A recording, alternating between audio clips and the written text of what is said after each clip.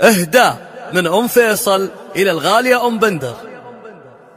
مرحبا بقدوم شيخه عدد وابل الغمام، هذه اللي كامله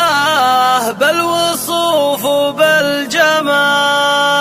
شيخه اللي بالحلا كنها بدر التمام،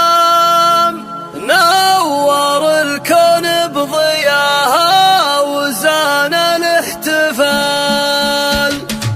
مرحبا بقدوم شيخه عدد وابل الغمام، هذه اللي كامله بالوصوف وبالجمال، شيخه اللي بالحلا كنها بدر التمام، نور الكون بضياها وزان الاحتفال. يا سمية جدتك شيخه بكل احترام، الكريمة الوافية شيخة في كل عام، جدتك بنت النشام اهل السيف الحسام، محتمين الذود يوم انها حرب وقتال، جدتك شيخه بها الطيب والعز استقام، كاسبه طيب المكارم مع طيب الفعال، فارقه في طيبها وبالكرم ذروة السلام، شيخه وهي شيخة بالفعول بلا جدال، وانت يا شيخه حفيدة رفيعين المقام، عزوة الدشان والفعل باقي لا يزال، واشهد ان ابوك راعى الوفا نسل الكرام، كاسب